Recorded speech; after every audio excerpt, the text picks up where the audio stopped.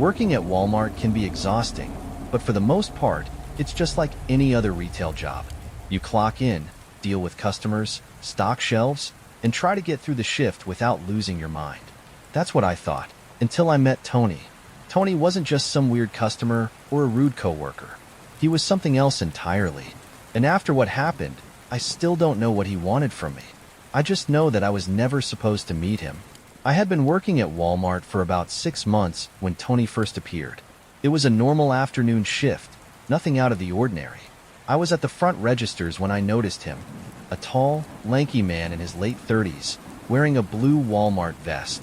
His hair was greasy, slicked back, and he had this weird half-smile, like he was always thinking something he'd never say out loud. At first, I didn't think much of him. I just assumed he was a new hire. I nodded at him in passing, and he nodded back, but he never said anything. That was the first thing that felt off. Usually, new employees go through orientation, introductions, and at least a little training before they're thrown onto the floor. But Tony? He was just there. The first time we actually spoke was in the break room. I was eating my lunch, scrolling through my phone, when I noticed him standing in the doorway, watching me. I looked up, startled. Hey. You're new, he said. I raised an eyebrow. I mean, kinda? I've been here a few months. He smiled. It wasn't friendly. I've been here longer. Then he just walked away. I remember feeling uncomfortable but pushing it aside. Maybe he was just awkward. Socially weird. I tried to brush it off. But Tony didn't make it easy to ignore him. Over the next few days, I kept running into him. Always standing too close, always watching me. He never seemed to actually do any work. I'd see him walking down aisles, appearing and disappearing like he wasn't actually stocking anything, just lurking. The weirdest part? No one else seemed to notice. One night, while we were closing, I saw him near the frozen food section. He wasn't facing me. He was turned toward one of the glass doors, just standing there. I was about to say something when I realized he wasn't looking at the frozen food. He was staring at his own reflection. His mouth was moving. I couldn't hear what he was saying, but he was whispering something to himself. His breath fogged up the glass, and his eyes, wide, unblinking, never left his own reflection. Something about it made my skin crawl. I took a step back, but as I did, his reflection's eyes snapped to mine. Not his real eyes, his reflection's eyes. I turned and walked away fast. Later that night, after I got home, I got a friend request on Facebook. Tony had sent it. My stomach twisted. I never told him my last name. I never gave him any information about me. How the hell did he find me? Against my better judgment, I clicked on his profile. No posts, no friends, no profile picture, just the name, Tony L. I didn't accept the request. I didn't even delete it. I just closed my phone and tried to sleep. The next day at work, I avoided him. I made sure to stick near the other employees, stay near customers. But at some point, I had to go to the stockroom. And of course, Tony was there. He was standing near the back, his arms crossed, watching me. You didn't accept my request, he said. His voice was too calm. I swallowed hard. I don't add coworkers on Facebook. He smiled again. That same, stretched grin. You should. Then he turned and walked away, disappearing behind a row of shelves. That was the last time I saw Tony. At least, inside the store. The next day, he was gone. Not just on break. Not just working in another department. Gone. I asked a manager where he was, and they just stared at me. Who? Tony, I said, feeling a cold weight settle in my stomach. Tall guy, slicked back hair, weird smile. The manager shook his head. We don't have anyone by that name. I laughed, but it sounded fake. No, he was literally working here yesterday. The guy in the blue vest. The manager frowned. We never hired anyone named Tony. I quit a few weeks later. It wasn't just Tony. It was the feeling. The feeling that I had seen something I wasn't supposed to see. That I had spoken to someone who wasn't supposed to be there. I tried to forget about it. But Tony didn't forget about me. One night, months later, I was walking home from a friend's house. It was late, cold, the streetlights buzzing faintly in the distance. That's when I heard footsteps. Slow, deliberate. Behind me. I turned, expecting to see a late-night jogger or another pedestrian, but there was no one there. I sped up. The footsteps sped up too. I turned the corner, heart pounding, and that's when I saw him, standing beneath a street lamp, smiling. His Walmart vest was gone, but it was him, Tony. His head tilted slightly. "Hey." I took a step back. "What the hell do you want?" His grin never faltered. "I told you," he whispered. My breath caught. "You should have accepted my request." I ran. I didn't stop until I was inside my house. Doors locked, curtains drawn. I checked my phone, hands shaking. Tony's friend request was still there. I finally clicked delete. The moment I did, I heard 3 knocks on my front door. Soft, slow, rhythmic. I didn't move. I didn't breathe. The knocks came again. Then a voice. "You should have accepted." I never opened the door. And after a few minutes, the knocking stopped. But to this day, I still wonder, if I had accepted the request, what would have happened next? Walmart is one of those places where you see all kinds of people. Some normal, some a little strange, and some that make you feel like you've stepped into an entirely different reality. Most of the time, you shrug it off and go about your day. But every once in a while, you come across someone who feels wrong. Someone who doesn't just give off a weird vibe, but a sense of pure danger. I met one of those people, and I don't think I was ever supposed to walk away. It started as a normal shopping trip. It was around 11 p.m., and I was stopping by Walmart to pick up a few things before heading home. I've always liked shopping late at night. Fewer crowds, no long checkout lines, and an almost peaceful quietness that made the place feel empty. But that night, Walmart didn't feel peaceful. It felt off. From the moment I walked in, I felt like I was being watched. At first, I figured it was just my imagination. I'd had a long day, and my brain was probably just playing tricks on me.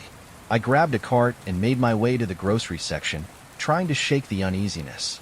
That's when I saw him. A man standing at the end of the aisle, staring at me. He was tall, skinny, with a shaved head and sunken eyes that looked too wide, too alert. He wasn't holding anything. No groceries, no basket, just standing there.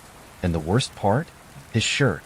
It was a plain white t-shirt with bold black letters across the chest that read, "Human Mammal." At first, I thought it was some weird joke. Maybe one of those novelty shirts people wear for laughs. But the way he stood there, stiff, completely motionless, made it feel like a warning. I swallowed hard and looked away, pretending to be interested in a shelf of cereal boxes. I figured if I ignored him, he'd move on. But when I looked up again, he was still there, still staring. I pushed my cart into the next aisle, trying to shake the discomfort creeping up my spine. I told myself it was just some weird guy, nothing to be afraid of. Then I turned the corner, and there he was, waiting. The exact same stance, the same dead stare. My stomach twisted. He hadn't just wandered over here randomly. He was following me. I gripped the handle of my cart, my palms suddenly slick with sweat. Okay, no need to panic. Walmart was full of people. I wasn't alone. But when I glanced around, I realized something. The store was empty. There had been a few late-night shoppers when I walked in, but now, the aisles stretched out vacant and silent. The overhead music still played softly, but it somehow made everything feel even more unsettling. I turned back toward the man, my pulse quickening. He smiled. Not a friendly smile, not even a creepy one, just a flat, unreadable expression that stretched his lips but never reached his eyes. Then, slowly, he lifted his hand and pointed at me. I left my cart behind and walked fast toward the checkout lanes. I wasn't running, not yet, but my body screamed at me to get the hell out of there. I reached the front of the store, relief washing over me when I saw the cashier. She was a young girl, maybe 19, chewing gum and scrolling through her phone. She barely glanced up when I approached. "Hey, I started, trying to keep my voice calm. "There's a guy in the store. I think he's following me." She blinked at me, unimpressed. "What guy?" I turned to point, but he was gone. The end of the aisle was empty. No sign of him. No glimpse of that awful human mammal shirt. I felt my stomach drop. The cashier sighed. "You want me to call security?" I hesitated. What was I supposed to say? A guy was looking at me weird? Pointed at me? I shook my head. No, it's fine. I just never mind. I paid for the few items I had grabbed and headed for the doors, still feeling uneasy. Maybe I had overreacted. Maybe it was just some weird coincidence. Then I stepped into the parking lot, and I saw him standing next to my car. I froze.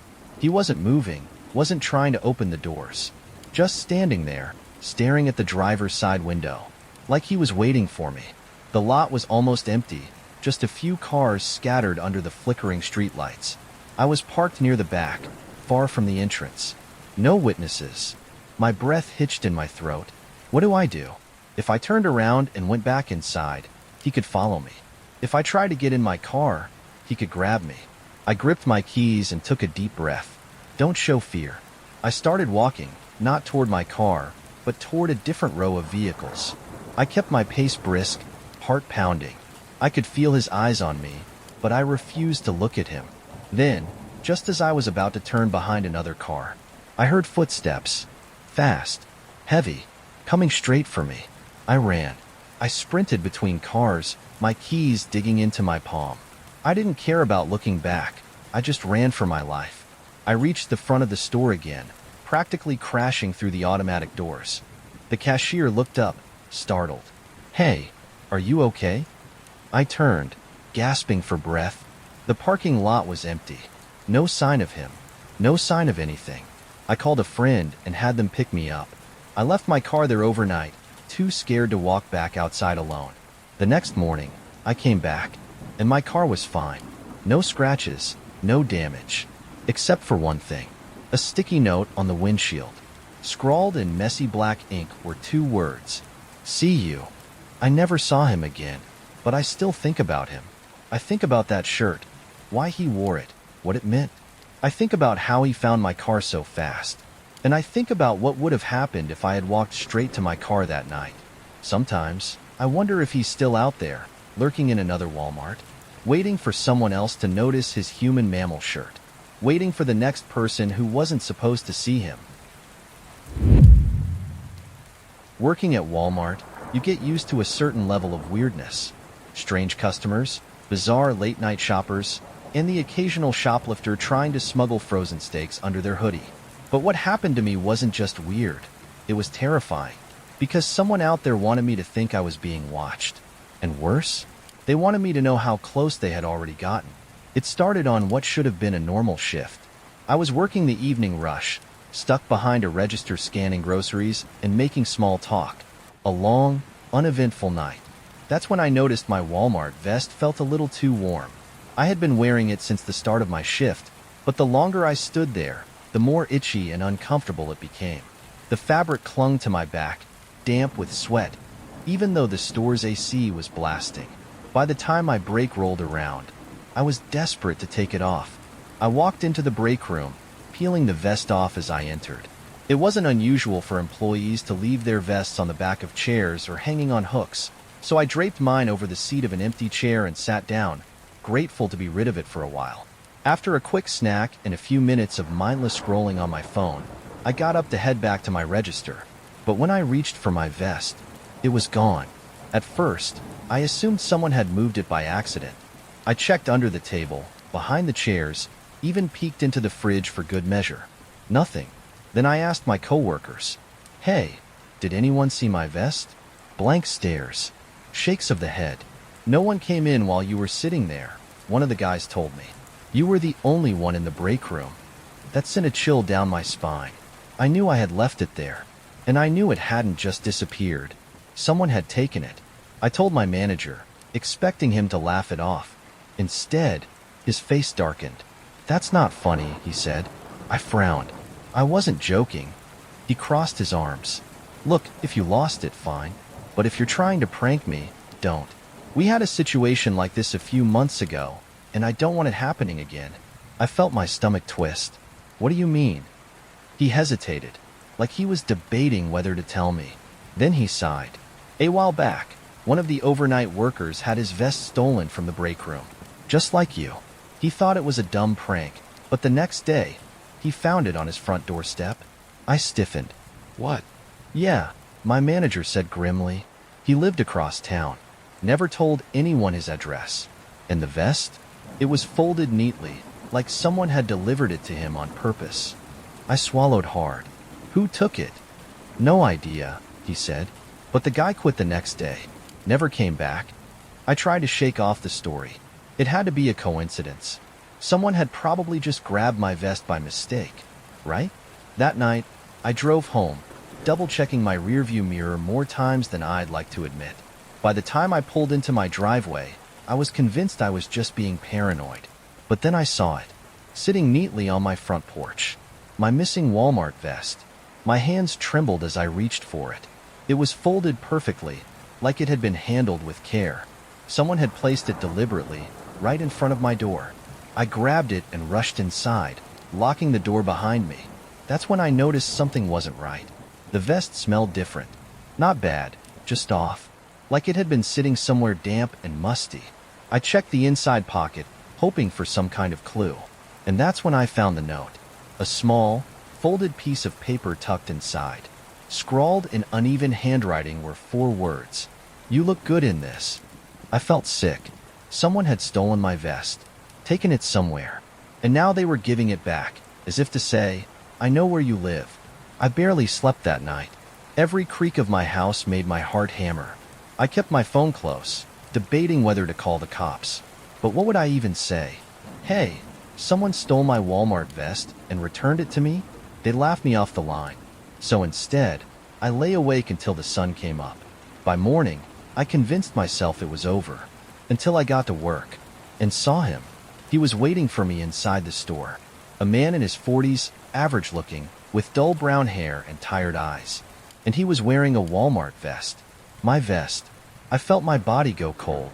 He stood near the self-checkout lanes, staring directly at me. He didn't look away, didn't blink, just smiled. And that's when I realized I had never seen this man before in my life. I turned on my heel and went straight to my manager. "There's a guy in the store wearing my vest," I said, trying to keep my voice calm. "The one that was stolen." My manager frowned. "What are you talking about?" I grabbed his arm. "Please, come look." We walked back toward the front of the store, but the man was gone. My manager sighed. "Look, I don't know what's going on, but I don't have time for this." He walked away, leaving me standing there, stomach twisting with fear. Because as much as I wanted to believe I had imagined him, I knew he was real, and I knew he had been watching me. I quit 2 days later, not because of the vest, not even because of the note, but because of what I found tucked inside my locker before my last shift. A Polaroid, a picture of me, taken from inside my own bedroom. At night, while I was asleep, I moved. I changed my number, deleted my social media, but even now, I can't shake the feeling that he's still out there. That one day, I'll wake up and find another vest sitting perfectly folded on my front porch. That one day, I'll look outside, and he'll be waiting. Walmart is usually just a quick stop. Grab what you need, pay, and leave. Most of the time, it's nothing but a blur of aisles, fluorescent lights, and tired cashiers. But one night, my usual shopping trip became something else entirely. It became a nightmare. It was late, maybe around 11:30 p.m., when I pulled into the Walmart parking lot. I had just gotten off a long shift at work and needed to pick up a few things before heading home. The store was almost empty, except for a few scattered shoppers and some late-night employees restocking shelves. I always liked coming at this hour. No lines, no crowds, just quiet. I had no idea I was being watched. I went through my shopping quickly, throwing things into my cart without thinking too much. Bread, milk, a frozen pizza. I was tired and ready to go home. As I made my way toward checkout, I noticed him. A man standing at the end of the aisle, watching me. At first, I barely registered him. Just another late-night shopper, right? But when I looked again, something about him felt wrong. He was too still. He wasn't looking at anything on the shelves, wasn't holding anything, just standing there, staring. His clothes were plain. Dark jeans, a gray hoodie with the hood pulled up over his head. His hands were stuffed into his pockets. But his face? His face was expressionless. I looked away quickly and moved towards self-checkout, telling myself I was just being paranoid. But then, out of the corner of my eye, I saw him move. He wasn't shopping. He was following me. I tried to stay calm. I reached self-checkout, scanned my items, and swiped my card. The cashier supervising the area barely glanced at me, clearly exhausted. I wanted to say something.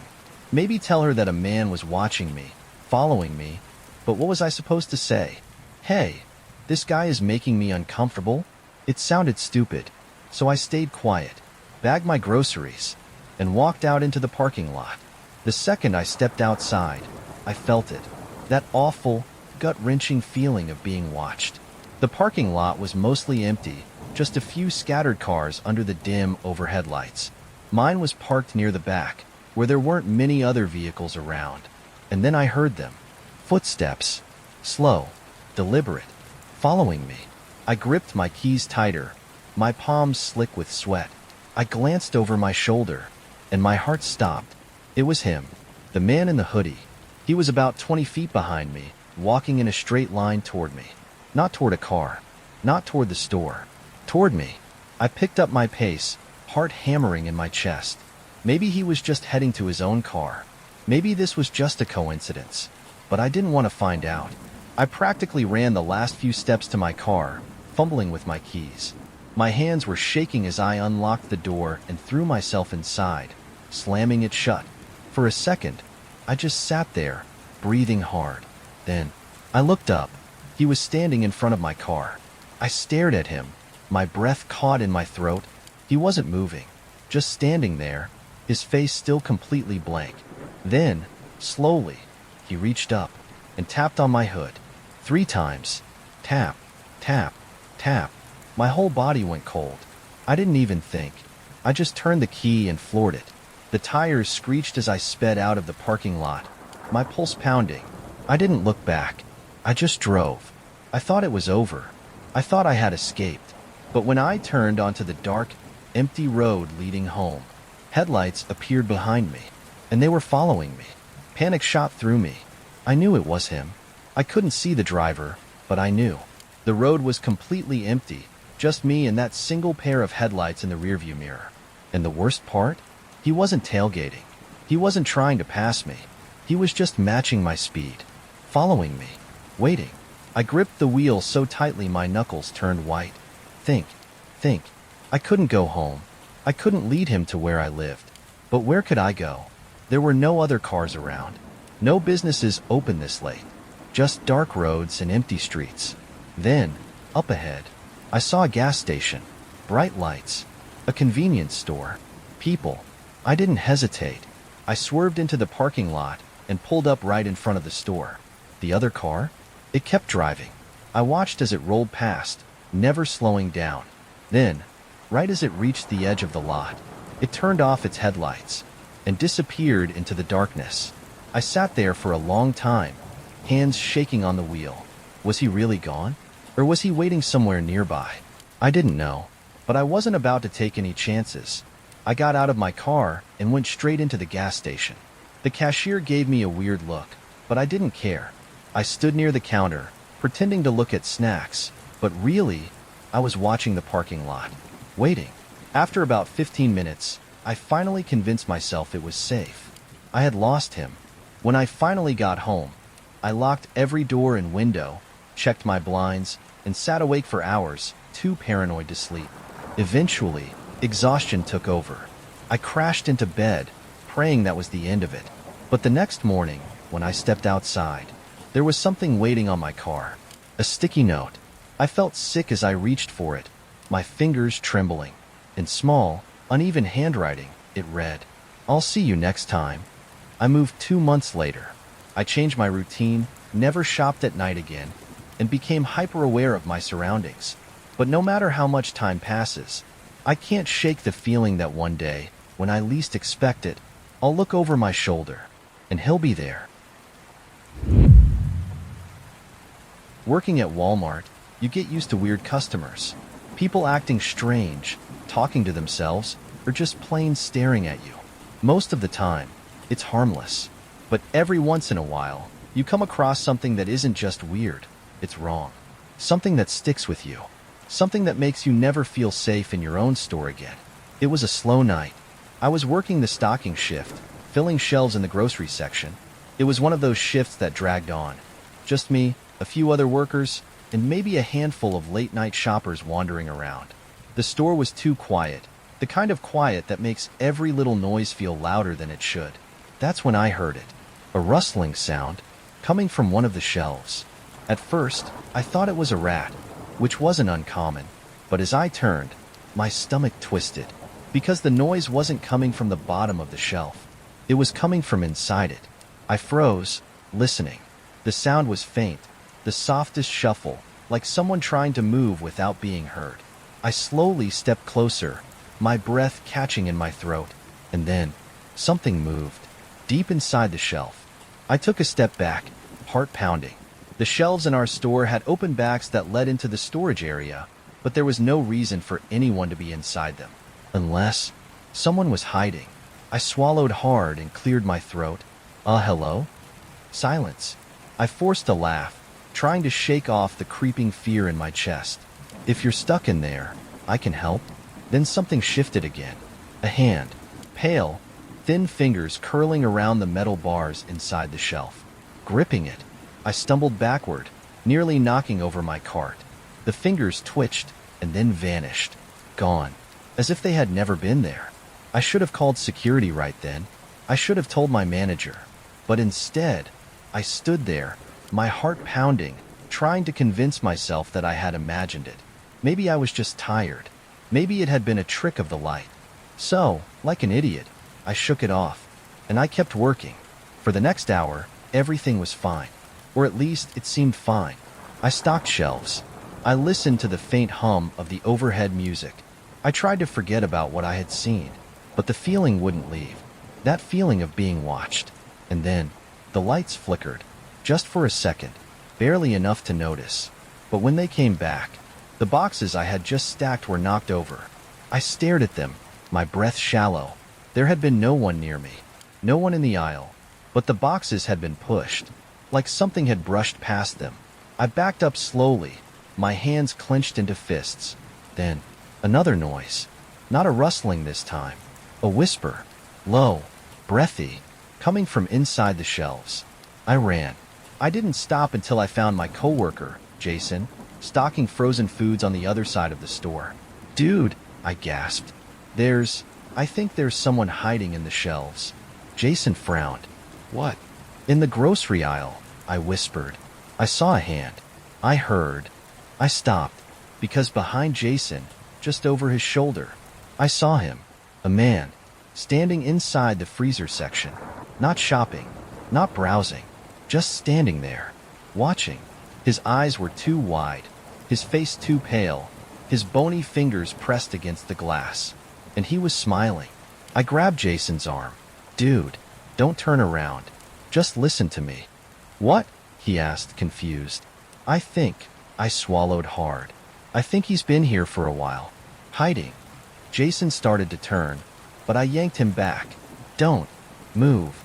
My pulse hammered in my ears. I didn't know why I said it. I didn't know what I was afraid would happen if we moved too fast. But I felt it. That wrongness in the air. That gut instinct screaming at me. Then, without looking away from us, the man in the freezer pressed a finger to his lips. Shoo. Jason turned then, and the second he did, the man was gone. Not walked away. Not ran. Just gone. We called security. We searched the store. Nothing. No sign of him. No footprints. No open doors. Like he had never been there at all. We checked the security cameras. And that's when I almost threw up. Because the footage, it showed me and Jason standing in the aisle, talking, Jason turning his head, and me, looking at nothing. There was no one in the freezer. I quit 2 weeks later. I told myself it was just stress, that I had imagined the whole thing. But then, a few nights later, Jason called me. I picked up, expecting some dumb joke, but he wasn't laughing. Dude, he whispered. I just got home, and when I walked inside, he stopped. My stomach dropped. Jason, I said, what happened? He took a shaky breath. My fridge, he whispered. The freezer door was open. I don't know who or what we saw that night. I don't know if he was real, or if something was inside the store that wasn't supposed to be. But I do know one thing. Sometimes, the things hiding in Walmart don't want to leave. Walmart at midnight is a weird place, but that's what I liked about it. I worked long hours during the day, and by the time I got off, the last thing I wanted to deal with was a crowded store full of people blocking the aisles, taking forever at checkout, or standing in front of the one thing I needed while scrolling on their phone. Late-night Walmart runs had become part of my routine. Just me, a quiet store, and a handful of workers lazily restocking shelves. Peaceful, easy, uneventful. Until that night. It was a Thursday, and I remember because it was the same day my work schedule reset. I had planned to grab a few essentials, maybe treat myself to some junk food, and get back home to relax. The parking lot was mostly empty when I pulled in, with only a few cars scattered under the buzzing overhead lights. The air was heavy and humid, one of those nights where you could feel the storm in the distance but knew it wouldn't hit for hours. The automatic doors whooshed open as I stepped inside, and I grabbed a cart, rolling it through the near-empty aisles. I had made it about halfway through my list when I noticed him. At the far end of the aisle, standing completely still, was a man dressed as Darth Vader. At first, I didn't think much of it. It wasn't that weird. Maybe a prank. Maybe some guy having fun. But the longer I looked, the stranger it felt. He wasn't holding anything, wasn't browsing, wasn't moving at all. Just standing there, facing the shelves like he was thinking about picking something up, except he never did. He was just there. I shook it off and kept shopping, moving to another aisle. But a few minutes later, when I turned a corner, I saw him again. Still standing completely still. Still not looking at anything. Still staring. It was unsettling.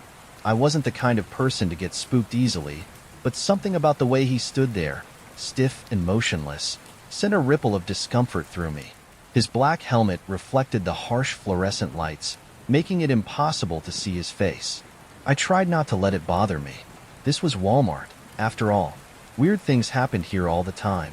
I ignored him and kept shopping, moving toward self-checkout. By the time I scanned my last item and swiped my card, I felt relief wash over me. I had convinced myself I was just being paranoid. The guy was probably harmless. I wasn't even sure why he had freaked me out so much in the first place. Then I stepped outside, and I felt it immediately. That heavy, awful feeling of being watched. The parking lot was nearly empty. The only sounds were the distant hum of cars passing on the highway and the occasional buzz of the flickering overhead lights. I pushed my cart toward my car, gripping my keys a little tighter. It was probably just my imagination. I was letting my nerves get the best of me. Then, just as I reached my car, I heard a loud bang. I whipped around. Darth Vader was standing right next to my car, and he was holding a plastic lightsaber. My heart lurched. He hadn't been there when I walked out. Where the hell had he come from? He wasn't moving, wasn't speaking, just gripping the toy lightsaber in both hands like he was waiting for something. Then, slowly, he lifted the lightsaber and slammed it against my car. Not hard enough to cause damage, but loud enough to send a sharp crack echoing through the empty lot. I swallowed hard, forcing myself to stay calm. Dude, can I help you? No response. No movement. Just the slow, rhythmic breathing from inside the mask. Then he hit my car again. I took a step back. My pulse was pounding now, the fear creeping in despite my best efforts to push it down. Look, man, I don't want any trouble. Still nothing. The air felt heavy, electric, like something awful was about to happen. The space between us felt impossibly large and crushingly small all at once. My gut screamed at me to run. And then, he moved. Not a slow step, not a turn, a full sprint, straight at me. I didn't think. I just ran. I bolted back toward the store, my cart rattling as I abandoned it behind me. My feet pounded against the pavement, my breath coming in ragged gasps. I didn't look back. I didn't need to. I could hear him.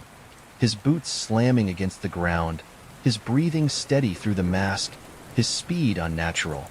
I crashed through the automatic doors, nearly colliding with a worker who was stocking shelves near the front entrance. "Hey, what the hell?" he shouted. I spun around, panting, my heart slamming against my ribs. But when I looked outside, Darth Vader was gone. I stared at the empty parking lot, my breath coming in uneven bursts.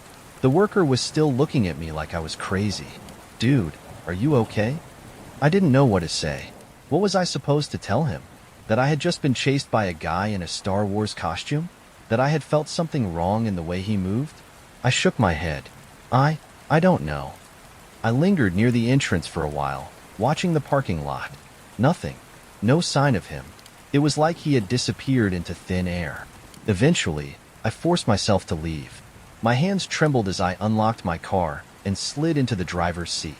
I checked the back seat, the lot, the street. Still nothing. I drove home with my hands gripping the wheel so tightly my knuckles turned white. I kept glancing in my rearview mirror, half expecting to see headlights following me. But I made it home without incident. I locked my doors, checked my windows, and sat in my living room, trying to process what had happened. Then my phone buzzed. A text message from a number I didn't recognize. I hesitated before opening it, and when I did, my breath caught in my throat. "You are not a Jedi." I stared at the screen, my entire body numb with fear. The message had no name attached to it, no way to trace it. I never went back to that Walmart. I changed my number. I deleted my social media. I stopped going out late at night. But sometimes, when I'm alone, I swear I hear it. A faint mechanical breathing sound, somewhere in the darkness, waiting. Walmart has always been a weird place, but I never thought I'd experience something like this. I still don't know why she chose me. Maybe it was random. Maybe she had done this before. Or maybe she had been watching me all along. Either way, I still have the Polaroid. And no matter how many times I try to throw it away, it always seems to find its way back. It started on a Tuesday night. I had gone to Walmart for a few quick things, nothing unusual. I was tired from work, just wanting to grab what I needed and go home.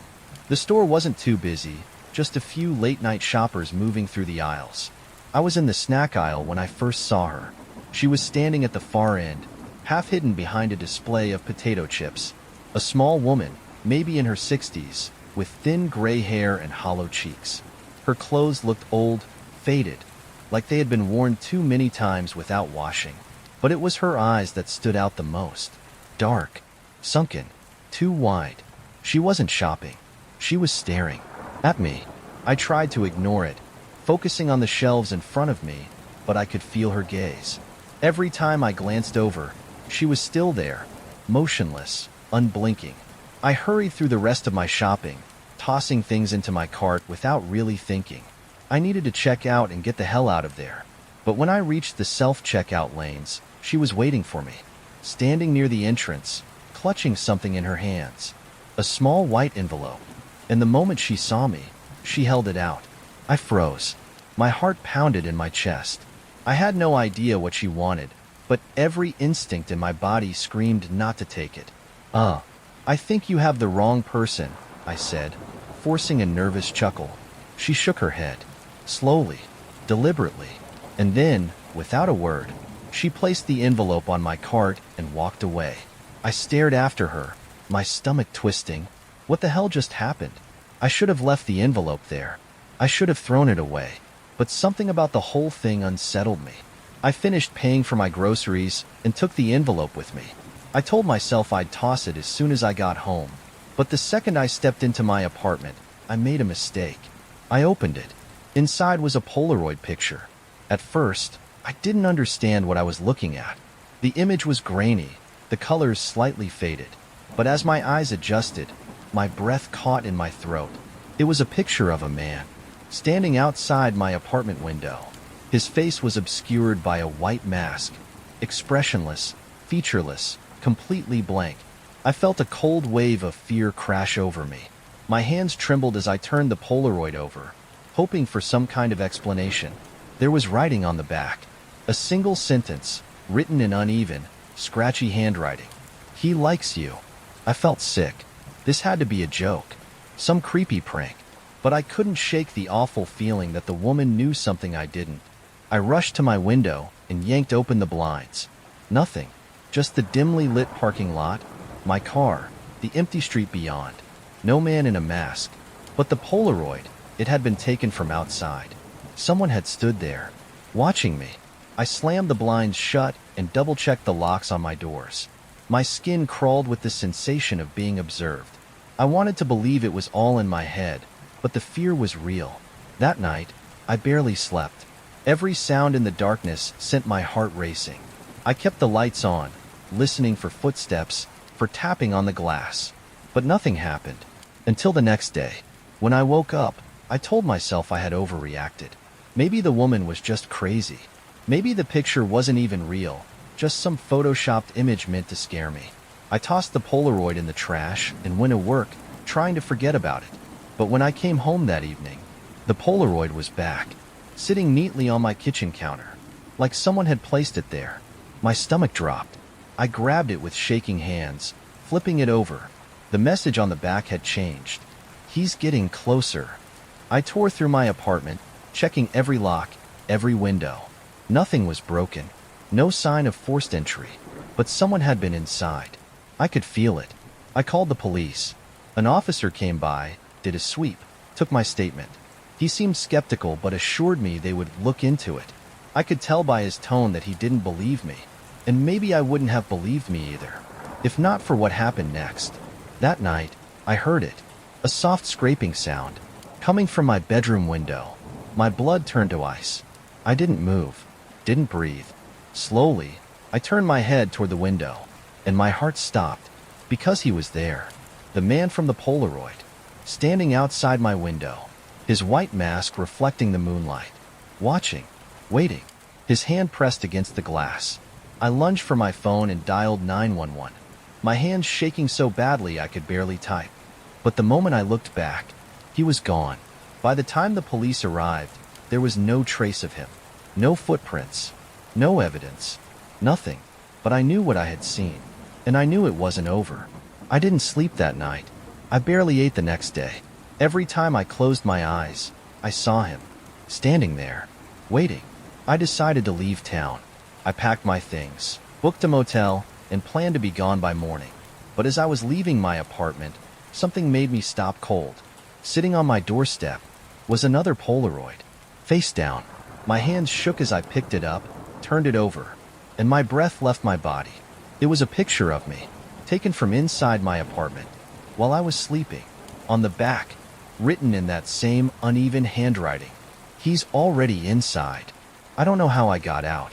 I don't remember running, don't remember driving. All I remember is that I never went back. I changed my name, moved to another state, cut off everyone I knew.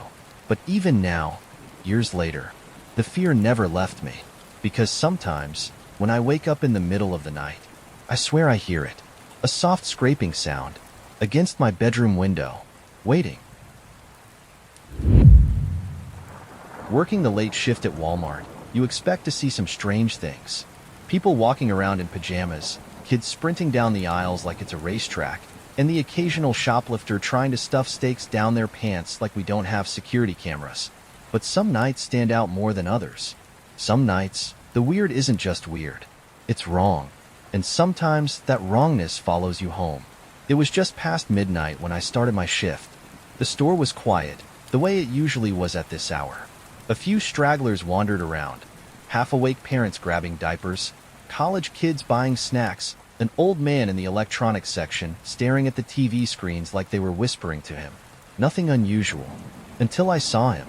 A man was standing on top of the vending machine near the entrance. At first, I thought my eyes were playing tricks on me. Maybe I was just tired. But no. There he was, perched on top of the machine, swaying slightly, like he was trying to keep his balance. He wasn't doing anything, just standing there, hunched over, his head tilted downward, as if he were watching people come and go. And the worst part? No one else seemed to notice. Shoppers walked by without so much as a glance. The cashier near the self-checkout didn't react. Even the security guy, who usually watched the front doors like a hawk, didn't seem to care.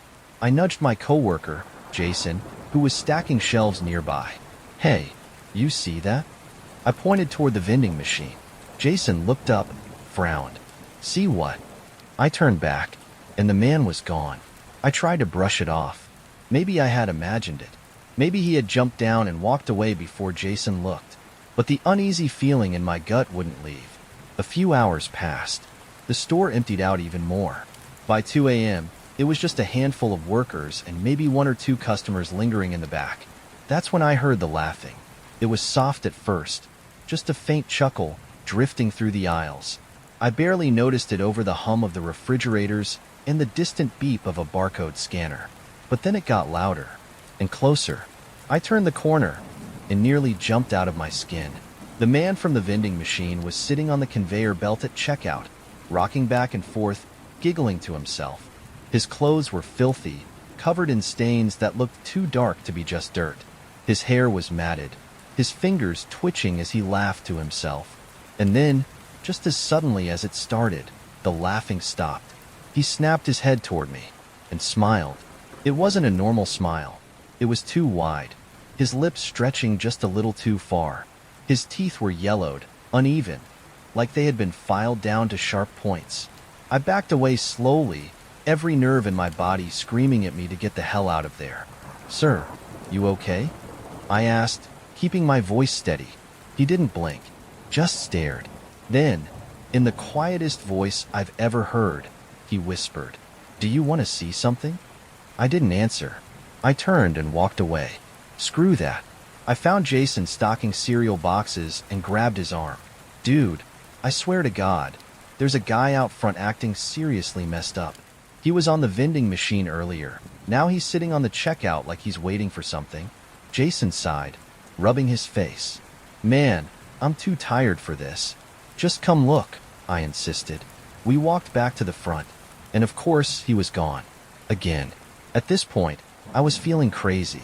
Twice now, this guy had appeared and disappeared like he was playing some kind of sick game. But the worst was still to come, because when I went back to the break room for my lunch, I found something waiting for me. A sticky note, placed neatly on my locker. Written in smeared black ink were 4 words. "I saw you first." I stared at it, my breath hitching. What the hell did that mean? Was this a joke? Had one of my coworkers put it there? I looked around, but the break room was empty. The sound of a distant radio buzzed from the kitchen, but other than that, it was silent. And then I heard it again. The laughing. Low, breathless, right outside the door. I didn't move, didn't breathe. The laughter dragged itself across the walls, slow and deliberate, until it faded away.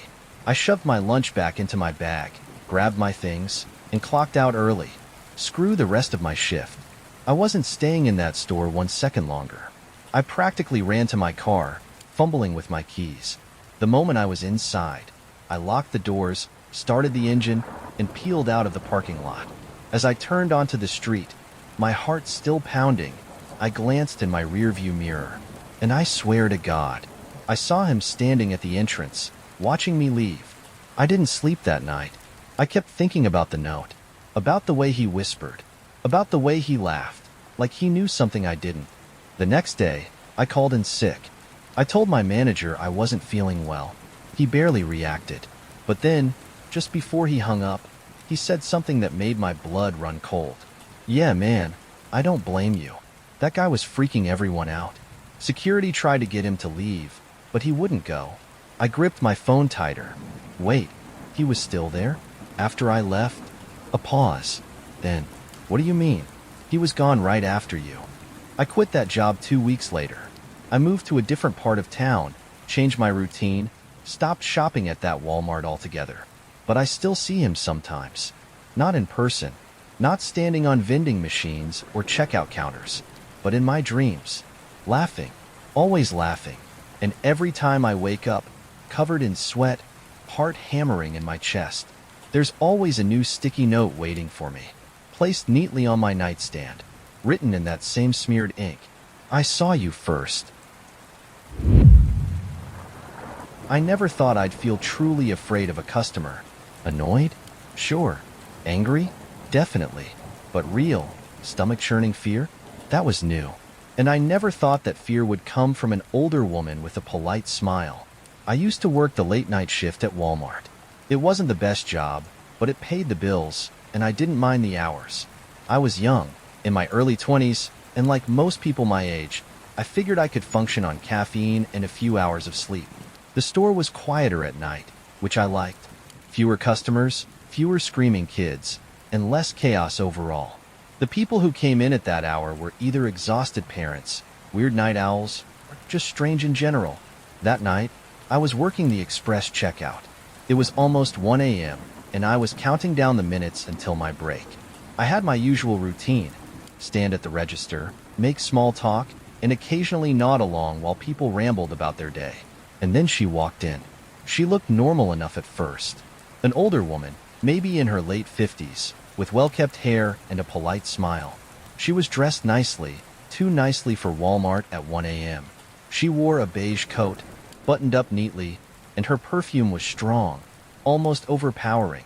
She pushed her cart up to my register and started unloading her items. All identical. 12 bottles of men's cologne. I tried not to let my confusion show. People bought weird things at Walmart all the time. I scanned the first bottle. Beep. Then the next. Beep. By the third one, I couldn't hold it in anymore. Planning on giving these out as gifts? I asked, trying to sound casual. She smiled, but something about it felt off, like she was trying too hard to look friendly. "They're for someone special," she said softly. I nodded, not thinking much of it. "Must be one lucky guy." Her smile widened. "Yes," she murmured. "He is." I kept scanning, but my fingers felt suddenly clumsy. My stomach twisted in a way I couldn't explain. Something about her felt wrong. I could feel her watching me. Most customers would glance around while they waited, check their phones, or look at their receipts. But she didn't. She just stared at me, unblinking, smiling. The total popped up on the screen. $78.52, I said. She pulled out cash and handed it to me, her fingers brushing against mine. Her skin was cold. I quickly took the money, rang up the sale, and handed her the receipt. "Have a good night," I said, forcing a polite smile. But she didn't take her bags. She didn't move at all.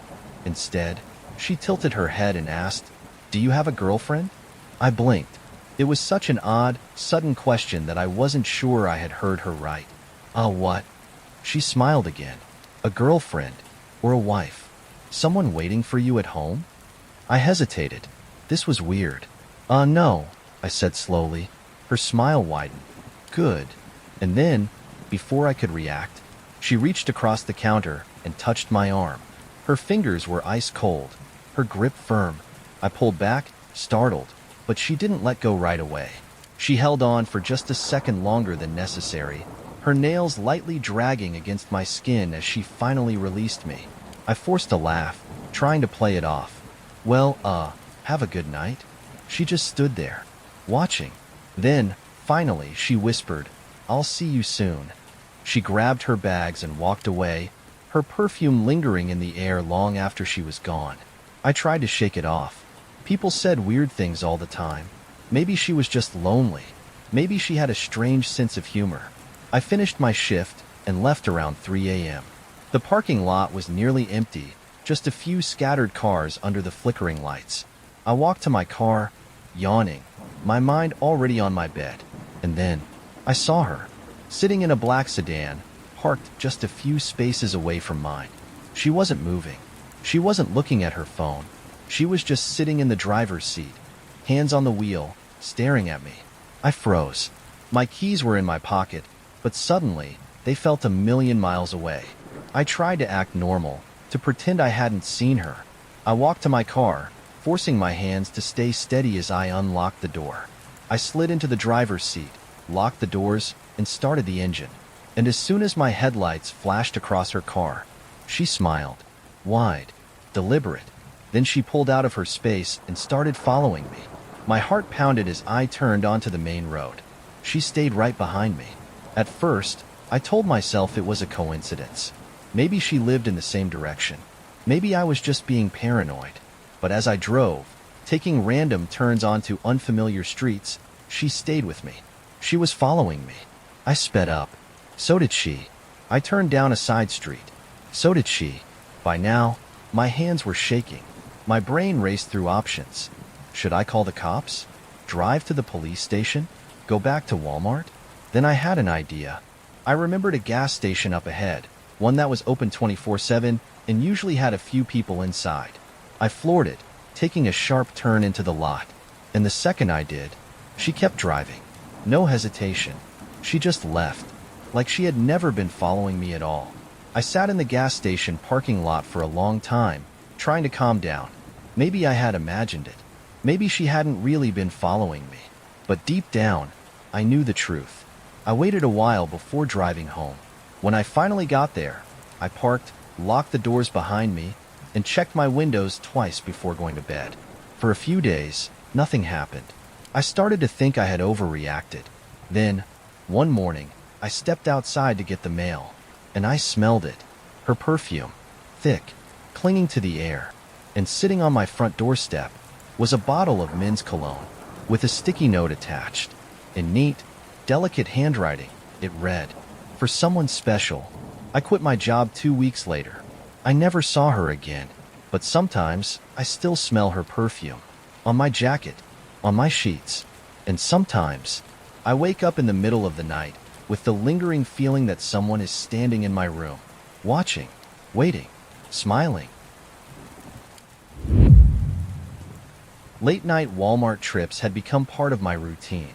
I worked odd hours, and by the time I got off, most places were closed. Walmart, though?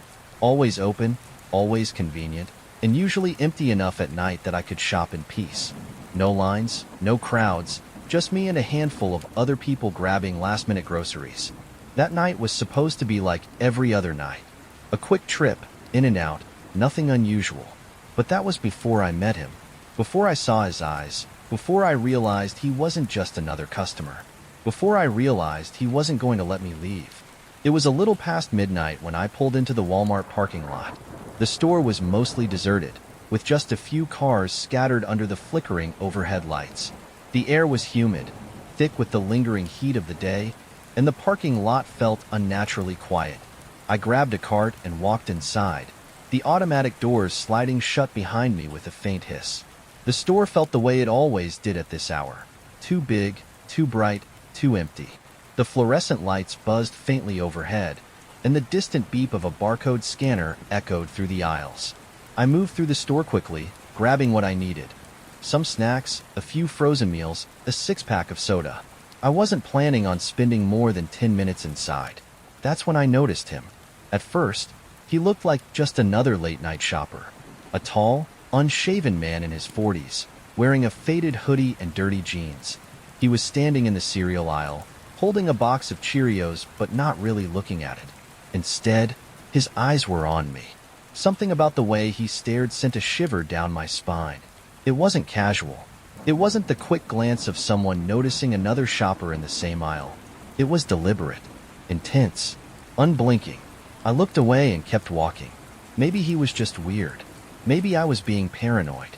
But then I turned into another aisle, and he was there. My stomach twisted. I hadn't heard him walk behind me. I hadn't seen him pass by. But somehow, he had beaten me here. He wasn't looking at the shelves, wasn't shopping, just standing there, his gaze fixed on me like I was something he was waiting for. I gripped the handle of my cart tighter and forced myself to stay calm. Just ignore him. Finish shopping. Get out. I turned into the frozen food aisle and grabbed the last thing I needed. I glanced behind me, half expecting him to be there again. But he wasn't. Relief flooded through me. Maybe I really was just overthinking it. I made my way to self-checkout, scanning my items as quickly as I could. The store felt eerily quiet now, like even the air had stilled. I tapped my card against the reader, waiting for the receipt to print. And then, out of the corner of my eye, I saw movement. I turned my head slightly, trying not to be obvious. He was standing near the entrance, waiting. My heart hammered against my ribs. I didn't know why, but suddenly, I felt trapped. He wasn't pretending to shop anymore. He wasn't pretending to do anything. He was watching me. I grabbed my bags and walked toward the doors, forcing myself to stay calm. The second I stepped outside, the humid night air wrapped around me, thick and suffocating.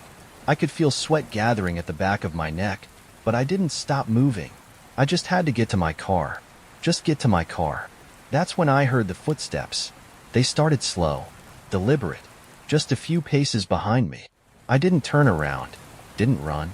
I forced myself to walk normally, my keys clutched so tightly in my hand that they dug into my palm. The footsteps quickened. I reached my car, my pulse pounding in my ears. I pressed the unlock button and yanked the door open. I had barely slid inside when I heard it, the sound of a hand slamming against the window. I jumped, my breath catching in my throat. He was right there. His face was inches from the glass, his eyes wild. His mouth curved into something between a grin and a snarl. His fingers dragged down the window, slow and deliberate. I fumbled for the lock button. My hands were shaking so badly I almost dropped my keys. Then, in a low, raspy voice, I heard him speak. "Where are you going?" I didn't answer, didn't look at him. I turned the key in the ignition, my hands slick with sweat. The engine roared to life. And then, he yanked the door handle. It didn't open. Thank God, it didn't open. He tried again, harder this time, his fingers curling around the handle and pulling with everything he had. I slammed the car into reverse, my tires screeching against the pavement. The sudden movement threw him off balance, and he stumbled back just enough for me to floor it. I sped out of the parking lot, my heart hammering, my breath coming in short, ragged gasps. I didn't stop, didn't look back. I didn't even breathe properly until I was halfway home. By the time I pulled into my driveway, my entire body was trembling. I locked the doors the second I stepped inside and checked every window, every room, every closet, just to be sure. Then I sat on the floor, my back against the door, and tried to calm down. I had escaped. I was safe. Or at least, I thought I was. The next morning, I found something that made my stomach drop. Sitting on my doorstep, neatly placed in the center, was a single piece of paper. It was torn from a receipt, and scrawled across the back, in uneven, jagged letters, were the words, "See you again soon." I quit going to that Walmart. I changed my routine, took different routes, stopped shopping late at night. But no matter what I did, no matter how much I tried to convince myself I was safe, that feeling never went away. The feeling that, somewhere out there, he was still waiting. That one night, when I least expected it, I'd hear those footsteps again,